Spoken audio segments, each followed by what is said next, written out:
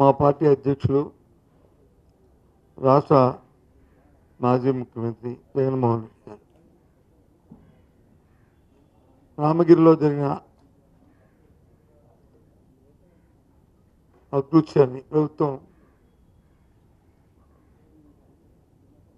కండబలంతో అధికార బలంతో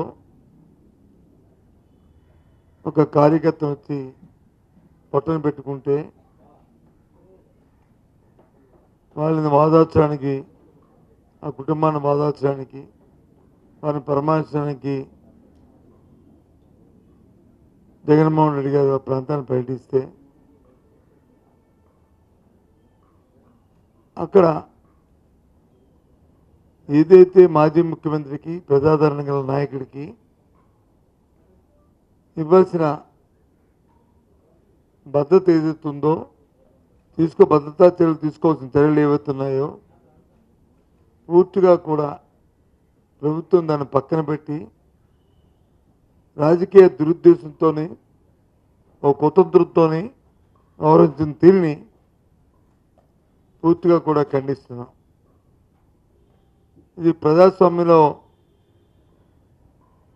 ఇది మంచి సాంప్రదాయం కాదనేది చెప్తున్నాం.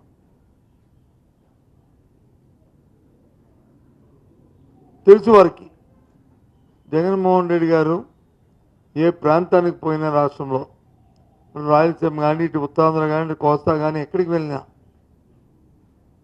వేలాది మంది వస్తారనే విషయం తెలుసు.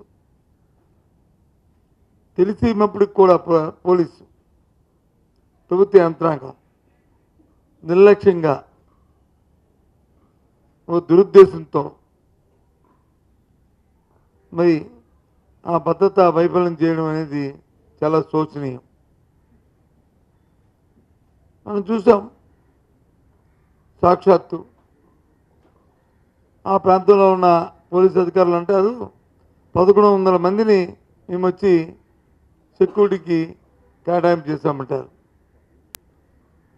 మీ ద్వారా ఈ రాష్ట్ర ప్రజానీకాన్ని అందరినీ కూడా రిక్వెస్ట్ చేస్తున్నాను, ఆ విజువల్స్ చూడండి,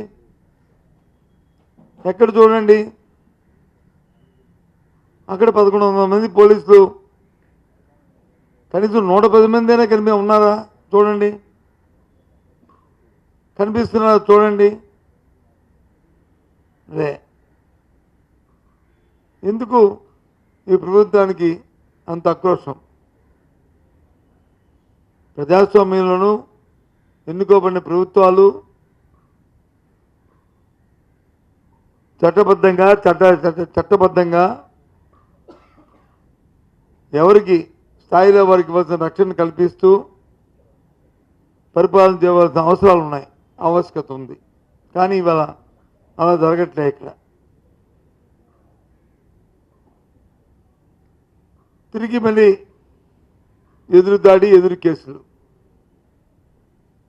అక్కడ రామగిరి మండలంలో మా మాజీ శాసనసభ్యుడు ప్రకాష్ మీద, ఆ జిల్లా అధ్యక్షురాల మీద ఒక కేసు పెట్టారు. వైఫల్యం వచ్చి వీరిది, కేసు వచ్చి వాళ్ళది. సాక్షాత్తు ఉన్న రోజున పోలీసు వారే వాళ్ళ తాలూకా మైకులు ఇచ్చి, సార్ మీకు కార్యక్రమాలు చెప్పండి సార్ మా మైకుల్లో చెప్పిన నేపథ్యం, పోలీసు చెప్పిన రీతిగా అక్కడ ప్రవర్తించిన తీరు, ఈ ప్రభుత్వం చేస్తున్న అరాచకాలని, వాళ్ళు చేస్తున్న దౌర్జన్యాలకి ఆ ప్రాంతంలో ఉన్న ప్రజలతో కడుపు మండి ఈ ప్రభుత్వంతో దృశ్యాలను ఎదుర్కోవడానికి మరి జగన్మోహన్ రెడ్డి వస్తే వాళ్ళందరూ ఆయనకి సాదర స్వాగతం చెప్తే కళ్ళు కుట్టి ఇలాంటి కార్యక్రమాలు చేయడం, ఇదేమైనా ఎవరైనా ఆ కేసులు పెడతారండి? ఇది అంటే వైఫల్యాన్ని కప్పించుకోవడానికి వచ్చి తిరిగి నాకు నాయకుడి మీద పెడతారా? నాకు ఇప్పుడు టీవీలో చూశాను, ప్రకాష్ రెడ్డి గారు అంట ఆ చుట్టూ బారికేడింగ్స్ వచ్చి సరిగ్గా కట్టలేదంట. వైఫల్యం కట్టలేదన్నప్పుడు మీరు ఇన్ఫామ్ చేయాలి కదా. ఇక్కడ సెక్యూరిటీ ఇక్కడ గట్టిగా మీ పార్టీ కార్యక్రమం చేయలేదు, మరి దయచేసి మీ హెలికాప్టర్ ల్యాండ్ అవ్వడానికి వీల్లేదని చెప్పాలి కదా. ఎవరు తప్పండి ఇది? శ్రీ ప్రకాష్ రెడ్డిదా తప్పు? ఏంటిది? ఎక్కడే పోతుంది ఈ ప్రభుత్వం? ఈ పరిపాలన ఎప్పుడూ ఒకలాగా ఉండదు. ఉదయం అయిపోతే రాత్రి వస్తుంది, రాత్రి వెళ్తే ఉదయం వస్తుంది. ప్రజాస్వామ్యంలో ప్రతి 5 సంవత్సరాలకు ఎన్నికలు జరుగుతుంటాయి. కానీ ఎన్నుకోబడిన పాలకులు ప్రజాస్వామ్యబద్ధంగా పరిపాలన చేయాలి. చట్టాన్ని చేత్తో తీసుకుంటే చూస్తూ ఊరుకోదు. చట్టాలు ఊరుకోవు, ప్రజలు వచ్చి తిరగబడతారు. ప్రజా విప్లవం వస్తుంది. దయచేసి అలాంటి పరిస్థితులు ఈ రాష్ట్రం తావద్దని కోరుతున్నాను. చూసాం మనం ఆ పక్కనున్న శ్రీలంకలో జరిగిన ఉద్యమాలు చూసాం, ఆ పక్కనున్న బెంగాల్లో జరిగిన ఉద్యమాలు చూసాం.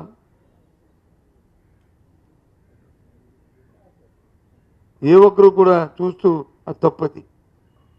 మంది పటిష్టమైన ప్రజాస్వామ్య వ్యవస్థ మంది.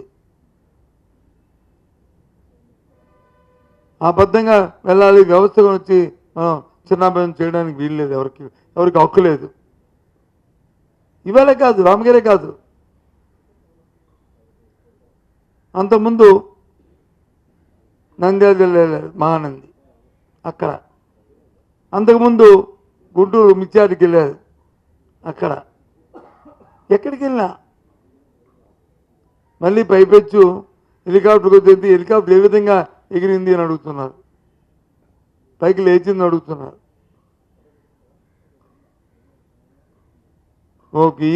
విఐపి వెళ్తున్న హెలికాప్టర్కి ఏం చిన్న లోపం జరిగితే అది విఐపిని కాకుండా తీసుకువెళ్తారు, వెళ్ళి ఆ కార్యక్రమం చేసుకుంటారు. ఎందుకంటే ఏమైనా ఒక అకస్మాత్తుగా ఏమైనా జరుగుతుందా అనే భయంతో.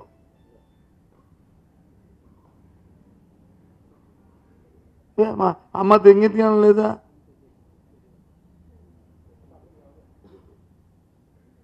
చాడు మాట్లాడుతున్న నాయకులు కానీ, పత్రికలు రాస్తున్న పత్రికలు కానీ ఏంటిది? ఏ ఒక్కరికి కూడా ఇలాంటి పరిస్థితులు ఎలాంటివి రాకూడదని కోరుకుంటున్నాం. ఇలాంటి సంఘటన తీవ్రంగా ఖండిస్తున్నాం. జగన్మోహన్ రెడ్డి గారికి అందుకే జగన్మోహన్ రెడ్డి గారి రక్షణ కోసం కేంద్రం దగ్గరికి ఇంతకు ముందే ఇప్పటికే లేఖ రాశాం. మళ్ళీ అవసరమైతే ప్రత్యక్షంగా పోయి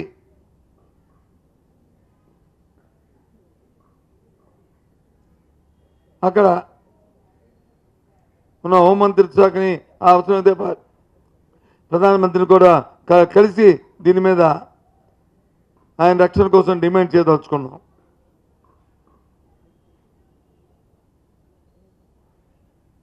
డిమాండ్ చేస్తాం. ఇది ఎక్కడిది? ప్రజలు వచ్చి మీకు ప్రదేశంలో మీకు ఎన్నికల్లో మిమ్మల్ని ఎన్నుకున్నారు. ఏ రకంగా ఎన్నికారో ఆ తర్వాత సంగతి. గెలిచారు. గెలిచిన తర్వాత ఓ మాన్యువల్ ఉంది కదా, మనకు ప్రజాస్వామ్యం ఉంది కదా, దాని ప్రకారం మీరు పాలన చేయాలి కదా, ఆ రాజ్యాంగం ప్రకారం మీరు నడవాలి కదా, ఆ చట్టాలు మనం తయారు చేసిన చట్టాల ప్రకారం మనం వెళ్ళాలి కదా. ఎందుకు వెళ్ళట్లేదు? ఎందుకు చేయట్లేదు? అంతేకాదు వాళ్ళ భాష కూడా